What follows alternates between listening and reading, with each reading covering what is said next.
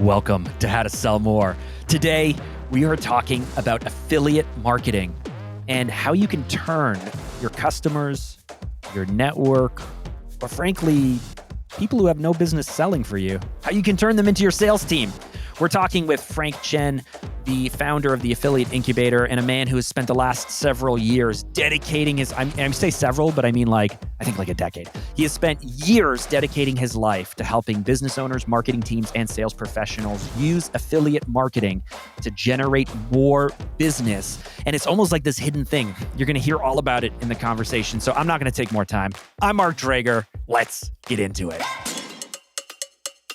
Frank Chen from the Affiliate Incubator. You and I are part of the same private mastermind group. And a few months ago, I saw you on stage give a 1-hour breakdown on next level affiliate strategies. And I was like, this is amazing. One, because I've never done anything with affiliates. Right. And two, I think like most people, and I don't want to get too entry level here. I want to get into the real tactics about affiliate marketing. But I think like most people who come from a sales and marketing background, an agency background, or maybe more of a traditional kind of corporate 100, corporate 500 type approach, affiliates seem like resellers. It seems like, I don't know, it seems like scammy internet stuff. It could be that way. But it's not. So help me understand what affiliate marketing is like in 2024. Love that. Yeah. So I was just before we got on this call, Mark, and first of all, thanks for having me, is researching affiliate marketing, right? If you go to YouTube, you go anywhere, usually the top things people think about, it's drop shipping, it's becoming an affiliate of Amazon, the big players, which is littered with competition. But to kind of simplify it to you and where we're kind of shifting more into, it's referral-based marketing, right? Anybody who has bought your products, anybody who knows about your products, and they're talking about it within their spheres of influence. That to me is affiliate marketing 101. You don't need to create a blog site. You don't need to create all these articles, do all these crazy amounts of work. It's focusing on the people who already love your product. You could really build your first successful affiliate program out of the gate, very little work, doing it that way. Okay, so hold on. I'm already touching on the first question I have, and I want to just lay this groundwork. So on the affiliate side, there's always going to be two sides of things. There's like me, the business owner, let's say, who wants to reach out to you or work with you or people like you to help me figure out how to sell more of my product through affiliates. Yep. And on the other side, there's the business opportunity of the affiliates themselves making money selling third-party people products. When you're breaking this down for me, which side of this are you speaking about? I would like to assume that your audience is mainly on the business side, the entrepreneur owning the products, owning, high ticket offers, things like that. I know you're not specifically in the REI niche. I know you span across everything. That's where I live. But what's cool about what we'll talk about today spans across any industry. Okay, perfect. So I'm the business owner. I'm looking for more sales for my products, for my services, and I'm going to go reach out to affiliates and get them to sell my stuff for me. Let's get tactical, baby. Here we go. So in most cases, anytime someone talks about an affiliate or creates an affiliate program, we're only thinking about one specific avatar. Okay, I don't care if you're doing fitness. I don't care if you're in personal development. It doesn't matter what it is. When you launch a product, in most cases, you're sending out marketing assets that are usually in the form of an affiliate link and then some type of copy. It could be email copy. It could be a banner. But the number one mistake I see, and this is how I position it with anybody and all my clients, is how many people in here have an affiliate program where you have hundreds of people have signed up, but you only have a fraction of the percent doing anything? Everybody raises their hand. And they're like, well, Frank, how do we get everybody else to engage? How do we get more people excited about our products? Start creating assets that fit your avatar, okay? And I'm talking about your buyer avatars, people who have entered your ecosystem. These are not marketers. These are business owners. These are your mom and pops. These are the people who are in the weeds doing the actual business. That's why they came to you in the first place. They wanted to buy something from you to help them in their business. So they're not marketers. Unless you're selling marketing products, then you're creating marketers, okay? But start thinking about your assets with them in mind, okay? They may not all have websites. They may not all have Facebook communities. So if you're creating email copy, they may not even have an email list. So start thinking about other assets you can start putting in front of them that they'll be happy to use or be more willing to use in their ecosystem, right? So I always think about, Sally Joe. She's a 50-year-old. She's coming late to the game. She's not deep in social media. What can I put in front of her or train her on that gets her affiliate link out to more people? And a lot of times, all we have to do is provide simple trainings. And that's what I've noticed with a lot of platforms is that we don't provide the training. We say, sign up to be an affiliate. Here's your link. Good luck. So what I hear you saying is mistake number one is assuming that whoever I have as my partner selling my products as my affiliate, that they might know what they're doing. Like that they understand my products or my services or my target audience or my benefits or my features as well as I do. And I'm going to give them something loose and assume, well, you're the expert, go ahead and sell it. When frankly, in many cases, they may have the gateway to an audience or the gateway to an email or a community or like an email list or a community or something. But frankly, they may not even know how to sell my product or service. There you go. That it's something that's so evident. And it's when you think about affiliates, if you have no idea about anything about it, like how to get started in the space, think about your buyers. What are we doing to deliver them? How do we over deliver for them? Make sure they succeed. That same logic needs to be applied when you start an affiliate program. We can't assume that our student buyers know exactly how to dive into this business. They're going to go through your 52 course module and come out of this thing an expert just like you, right? They need hand holding. They need that, guidance from step to step. Affiliates are no different than our buyers, right? And a lot of the times, can I ask? And I'm going to keep interrupting. I think people often struggle to get referrals, or they struggle to get repeat business, even from past clients. And I'm wondering if you've cracked the code on referrals or you've cracked the code on repeat business, is affiliate marketing perhaps just the next ring out in this approach? And if you haven't cracked referrals and if you haven't cracked repeat business, then affiliate marketing might be a challenge? Yes. It's like the chicken for the egg. A lot of the times people try to skip to the end and think, okay, now that I have a product, I just need to get a whole bunch of people to promote it. If you're not creating success with your products, that's step one. If you can't create testimonials, successful students, proof of concept, don't even think about referral business because you're referring people into a black hole, right? So you have to be proof of concept, converting offer, converting product, getting people results, and then really kind of launching their results into more referral business. Like I always tell people this, right? In real estate specifically, when people do a deal using your course, they go on their Facebook, oh, I just cash my 15K check, or I just do this, Amazon FBA, whatever the thing is.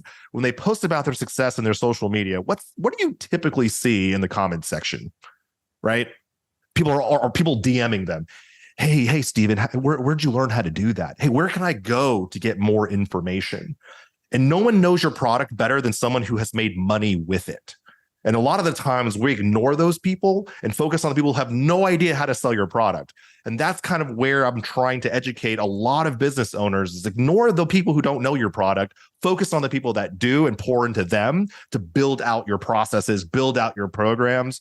Then at that point, all you have to focus on is getting people to use your product, make money with your product, and building out your affiliate army that way. You're going to have a lot less headache, a lot higher quality affiliates, people who are consistently referring you business because now they're double dipping. They're making money with your product and they're making money referring you business. It's a very beautiful relationship. Stop chasing the person who has a huge email list, a huge ecosystem that may have no idea how to market your offer, right? So that's kind of where I want to reposition people's mindsets when they first think about launching an affiliate program. Do you think that most people who are aware of affiliates think of it? Do they understand the power of this? Do they think of it as a scam, or do they simply think of it as another channel of marketing? For example, I could go to an email, a very popular email, let's say the Morning Brew, or what's the one that HubSpot bought? The Daily Hustle. Okay. Mm-hmm. And I could go to them and I could ask how much money would it cost for a paid placement, and I could pay that money, and they would drop my ad and my links, and they would probably have an affiliate on the back end. And yet if I approached it that way, from a marketing point of view, a sales point of view, I might think, well, that's totally legit.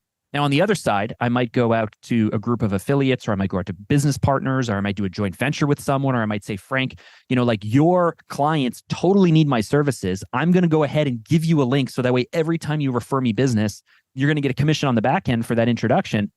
That's affiliate marketing. And yet, am I wrong in assuming that most people think of this kind of a little bit shady, or am I bringing to the party, bringing to the conversation here a preconceived notion that's not there? Yeah, I haven't heard it too often as being a scam. I think the only way it can be is if people are selling as an affiliate marketer, right? Like, meaning this is not my product. I'm creating the audience and selling your product. It's a scam if they're selling a product that doesn't do any type of fulfillment, right? Okay. It's a So pretty shiny object. we're real businesses. We're real business owners. We're assessing affiliate marketing. There's no reason for us to assume that this is a scam in any way. No. Okay. So then the next thing, I've also heard from business owners that the challenge with affiliate marketing is you end up competing against your affiliates for the leads, and it ends up actually driving up your cost of acquisition because you may be going to the same lead sources as them, competing against your very affiliates for the exact same lead. Is that a real problem? I had that happen one time with a client. Yes, they're in the SMS space and they had an affiliate. I recognized they weren't spending money on ads yet. So he just did one of those sponsored ads on Google and was number one on there and was pretty much like generating sales off of like, I think it was like $2 or $3 leads. It's pretty crazy. And these are selling like $1,000 offer. So they ended up having to put a stop to that. So in your sense, if you're doing paid advertising and you have marketers who are taking the advertising route, correct. It's going to drive up your cost. You're competing for the same customers. But the idea here, I also think of a more of an abundant mindset is they're also getting you clients that you didn't touch, or they've built an ad set that sold your product better than you would.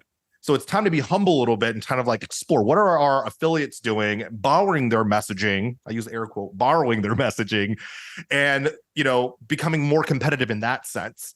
But at the end of the day, it's good when you have people out there spending their own money driving leads to your business. It's kind of the cost of doing business. And the sexier part of that is when you ascend them. And it's the very important thing of having an ascension model is that you don't pay out commissions in most cases when you're selling them a high ticket coaching program or your next high ticket offer, right? They're just giving you initial buyers, which I can't see as a bad thing. Yeah. They're making the point of contact for you, and you might be competing, but I like that shift to the abundance mindset. Okay, so if we look at the different platforms from an affiliate point of view, if we look at, let's say I'm approaching someone who has a great email list versus someone who maybe has an active community online, let's say Facebook, versus someone who might be really, really great at a paid side of things and then driving to the landing page and converting.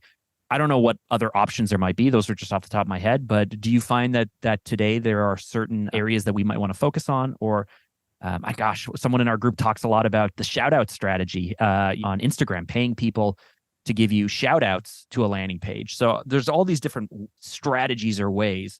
Where should we be looking right now? What's the most effective? I love that question. And it comes down to one simple word: engagement.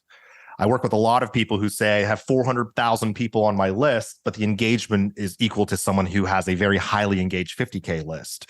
So I always tell people size doesn't matter in this case. It doesn't apply across all things, but in this case, in some places it matters. Even no matter what people say, it matters. Yeah. And if you're the one saying it doesn't, well, we'll let you have to swallow your own medicine later. But the truth is, Facebook communities, email lists, doesn't matter where it is. If the engagement is there, that's what I would prioritize, right? And that's why when I go into a Facebook community and I ask, okay, this is where you're selling at, on average, how much engagement do you get per post? And I got to specify, like, if it's like driving attention to a virtual event or to a special promotion you're running inside the community, what kind of engagement do you get? Because I can't tell you how many times I've gotten to a community of 20,000 people and we do a post and it's like 4 comments, 23 likes, but you have 20,000 people in there. Why would you even consider that? But you have an email list of 20,000 and we're getting a lot more engagement. Let's start with that, even though it's smaller than your 20K community. That's where I would kind of challenge you to ask better questions.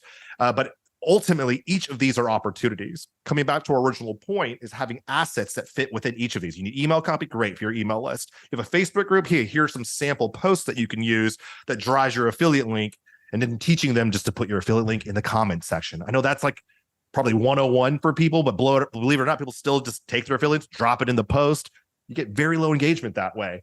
So start thinking about creating more assets that fit within each of these categories that you just mentioned. So drop the affiliate link in the comments and then pin that at the top. Yeah. So short description. Hey, here's how, it's the post, and then the important links that's why you see it, like anybody doing any type of social media marketing, it's always the important links are in the comments. I think that's on purpose for like the algorithms and make sure it's not seen as spam or things like that within the original post. But yeah, that would be my answer to that question, is just where is the most engagement happening? Okay. And so if I'm considering if I'm considering jumping into this, sounds like I have to have an offer that I know will sell or a service that I know will sell. I have to understand my target audience. I have to have developed the assets, so the emails or the social posts or the ads. I have to have a landing page that can convert. I have to have an affiliate link, which means I need, I guess, some kind of back end system to be able to give my affiliate a code so they can actually track the Correct. commissions back to them. Is there a certain point in my business or my marketing plan or my marketing mix where now is like the right, like, what do I have had to have done to make sure that it's ripe for affiliate marketing and not too early? I love that. Yeah. So the easiest metric is 5 to 10 successful buyers. That's it. Because you can leverage. Wow. That's it. So early. Yeah. If you could have just 5 buyers, right? This is how I launched my entire affiliate consulting business back in the day, 14 years ago, is anytime we did an affiliate promotion and we both made money, I asked a simple question. Hey, do you know the referral, the traditional referral? Is there anybody that you know within your networks based on kind of, what you saw from this, 1 or 2 people that you could introduce me to, right? Same thing with your 5 buyers. They've made a check using your stuff. Hey, would you like to make an extra 20% referring us people? Most people don't say no to money. Pretty standard, right? Like, would you like to make more money with us while you continue to make money, doing the business? Yeah. And within their spheres, what I've noticed about entrepreneurs as they begin to grow, your buyers begin to grow, they start joining bigger networks because they're trying to level up. They're joining masterminds. They're networking within their, spheres of influence. These are all opportunities for you, right? If your 5 people just referred 1 person each, that's 5 new buyers. And then you take those 10 buyers and take 1 person each, and now you have 10 referrals. And what you'll end up noticing is you're going to build an affiliate machine that will help you streamline affiliate revenue month to month. Then anytime you go outwardly to these larger lists, these larger communities, that's icing on the cake. But what I've noticed with a lot of businesses is that you're ignoring this money that's just sitting on the table right in front of you. These people love you. They love your products. It's the easiest pivot into creating a program that's designed for them that you can push out within 2 to 4 weeks. It's pretty quick. There's primitive softwares. I always will use the Excel spreadsheet. If you're not having a lot of referral business, you don't have complicated accounting, meaning you have 42 payment plans, then you can use a simple spreadsheet and just stay on top of your payments. That's very important when working with affiliates. Never pay people late. Don't take their profits and drive it into another promotion and then be like, hey, I'll pay you and, Ponzi it out. Don't do any of that crap. That's where the scam stuff comes in. Pay your affiliates on time. These are going to be what creates longevity in your business. And what's really cool about affiliate dollars is that, like, what I like to do is put it right back into the business on the paid advertising side, right? So it helps fund your advertising, helps drive extra revenue off the efforts of other people. That's really powerful. Now, I heard you throw out 20% commission. I have to imagine that it depends on the price point or the complexity of the sale, or the yeah. or the cost of acquisition. Yeah, words. What are typical high, low commissions? And I often find that the reason why a lot of people miss out on business is because we're cheap.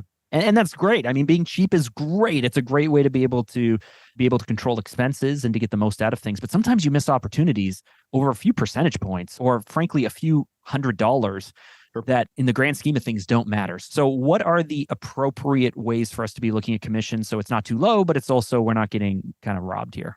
Sure. Yeah. And just so you know, guys, it's not cheap. You're being frugal. All right. You're being frugal. Words. Let's go back to that one. Yeah, words. I know we have sensitive egos. I'm not cheap. I'm just a good business owner. No, that's true. And I think frugality is very, very important. So let me give you a breakdown. And I think this applies across all industries. Your margins better than anybody. Overhead. Then you have sales commissions if you have a salesperson that touches the buyer.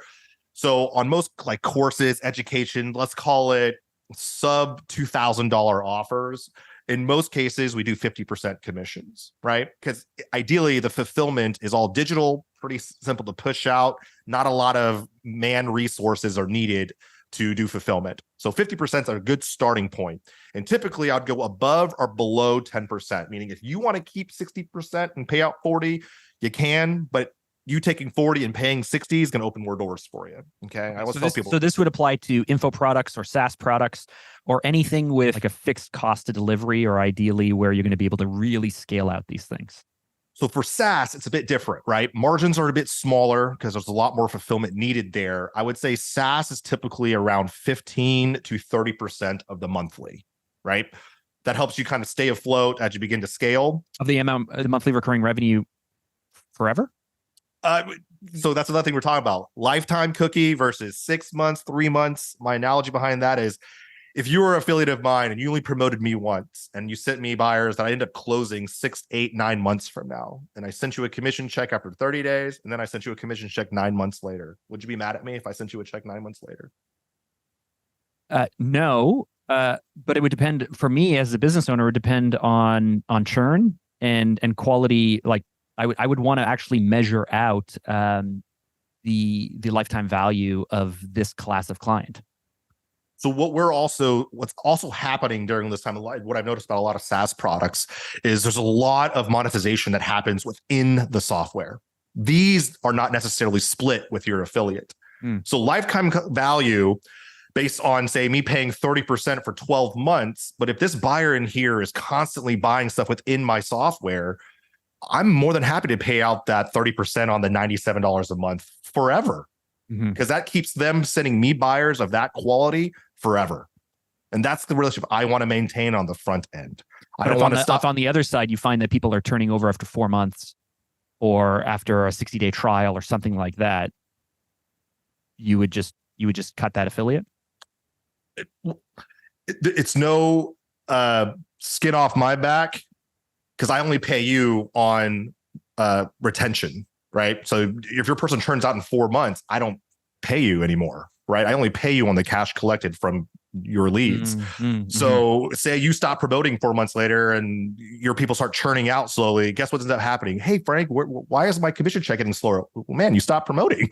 Your people are churning out, right? And it's very important because we're in a finger pointing game. It's like, well, no, my leads are great. Maybe it's your software that sucks. That's why they're churning out. Maybe it's your onboarding and your fulfillment, your support. Like, there's a lot of variety. There's a lot of information there. But the idea here is it allows you to re-engage in that conversation. So when their commissions go down, they reach back out to you and ask why. If you send them a check 6 or 8 months later, they're going to be like, oh, I didn't know they were still paying me out on my leads. I should run this promotion again. Hey, I just got a check from you. I have an opening next week. I'd love to promote your offer again. The idea here with like affiliates is just constantly being front of mind. That's how you maintain these relationships. Too often do we just, again, at the beginning, send out a link and then and everybody tells me this. Out of 100 affiliates, I have 5 people that constantly refer us business. And it's on their own accord. It's not that we're teaching them or encouraging them or reaching back out. It's a great product that fits into their ecosystem. And then we just kind of keep praying and hoping they keep doing it. And then one day when they stop, because we're not pouring into that relationship, we're like, oh crap, that thing that's been driving 5 figures a month in revenue to my company is now just drying up. That's the most common outcome when I see people launch or when they neglect their affiliates. So my kind of takeaway from this conversation is, if you're in the type of business where you have figured out and cracked the code on referrals, on repeat business, on joint ventures, on partnerships, on networking opportunities, on doing commission splits with people, if you are in that type of industry or that type of business, this seems like the most natural thing for you to move into. Sure. But if you are not, it still is something that you can jump into, you can test, and you can try with relatively low risk, other than the cost of producing some assets, because you only pay commissions when people send you clients. Correct. I like it. Correct. Yeah. And to your approach from before is there's affiliate relationships and white labeled relationships. We don't have to dive into the details of that, but basically you can bring on affiliates that essentially drive continued traffic into your ecosystem by whether it's paid advertising, whether that's baking you into their sales process, and pay for that attention, right? Some people that I know will do like we call paid email drops. I'll pay 5K, 10K. I want 2,000 clicks a month.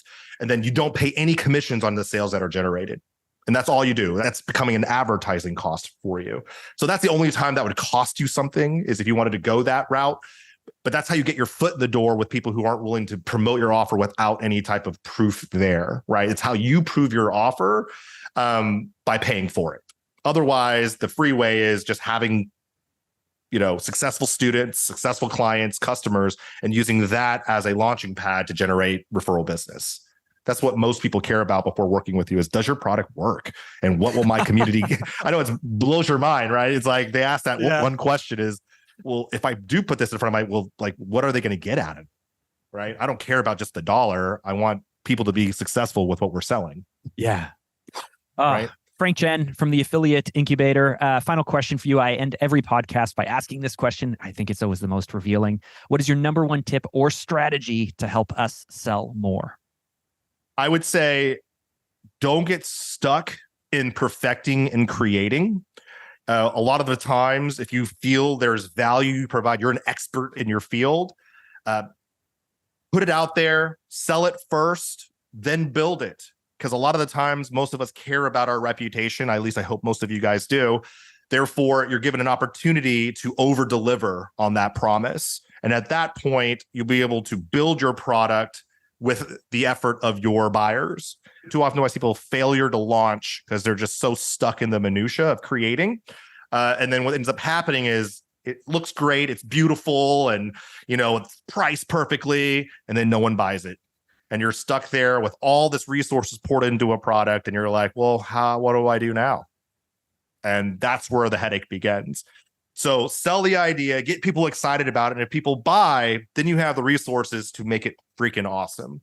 So don't wait, put it out there, put your expertise out there, over deliver, channel your inner Alex Hormozy, and then just really, really pour into your affiliates and your buyers. I think you're going to get a lot of cool, really good outcome from when you focus on those two things. Okay, so to wrap up this conversation, let's hit the 3-point roundup. Number 1, referral marketing, affiliate marketing, if we want to call it that, is a core strategy. Often, too many business owners completely ignore referral strategies, affiliate marketing, or partner networks as a profit center within their business. But by focusing on past customers or people within your network who already understand and appreciate your product and your service and what it is you do, you can create an amazing base of affiliates who will genuinely recommend your offering to other people. And you will not only get new customers and new audiences and new markets at a fairly low cost of acquisition, they are going to be able to make some money too. Number 2, you have to tailor your assets for your affiliates. They do not understand your business, even though they're customers and even though they believe in you, they do not understand your business as well as you do. They certainly don't understand how to position it or how to sell it. And so you want to be able to marry over the best of both worlds. The referral, or the fact that they are acting as social proof and recommending you, is half of it. But then giving them the actual sales assets, the emails, the messaging, the design, whatever it is that they need to be able to sell it. When you marry those two things together, your experienced sales assets with their kind of unprofessional referral and the social credibility that they bring to it, that's the best of both worlds. And number 3, quality matters so much more than quantity. Size matters sometimes, but not in this case, right?